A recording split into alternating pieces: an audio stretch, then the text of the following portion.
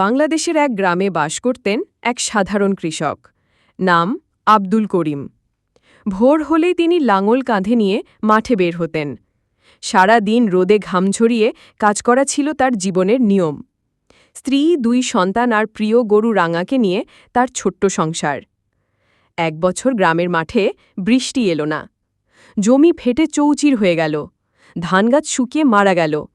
কৃষকের বুক কেঁপে উঠল, কারণ ফসল না হলে সংসার চলবে কিভাবে? ছেলে মেয়ের পড়াশোনা বন্ধ হয়ে যাবে, ঘরে অভাব দেখা দেবে। তবু করিম হাল ছাড়লেন না। তিনি আকাশের দিকে তাকিয়ে মনের মধ্যে বললেন, হে আল্লাহ, আমি চেষ্টা করব, বাকি তোমার হাতে। পরের দিন থেকে করিম নতুন উদ্যমে কাজ শুরু করলেন। খালের পাশে গিয়ে তিনি ছোট্ট নালা কাটলেন, যাতে সামান্য হলেও পানি জমিতে পৌঁছায়। রোদে মাথা পুড়ল, হাত ফেটে গেল, তবু তিনি থামলেন না। গ্রামের কিছু মানুষ তাকে দেখে হাসতে লাগল। এই সামান্য কষ্টে কিছু হবে না করিম ভাই, মাটি মরেছে, আর কিছু জন্মাবে না।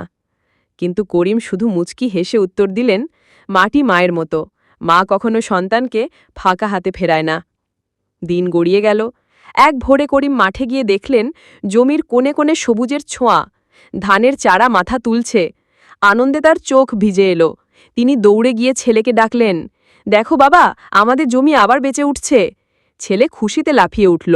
স্ত্রীও চোখের পানি মুছে হেসে উঠলেন। কয়েক মাসের পরিশ্রমের পর করিমের জমি সোনালি ধানে ভরে উঠল।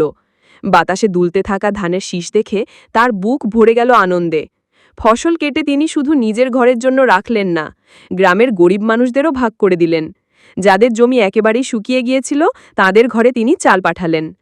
গ্রামবাসী অবাক হয়ে গেল।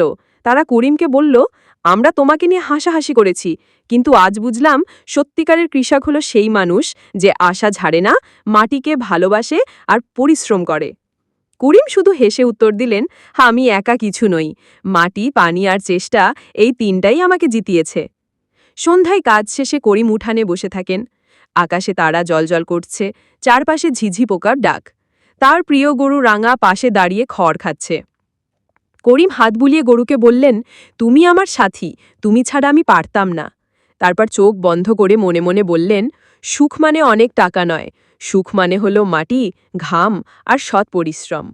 এভাবেই একজন সাধারণ কৃষক গ্রামে সবার জন্য হয়ে উঠলেন অনুপ্রেরণার আলো।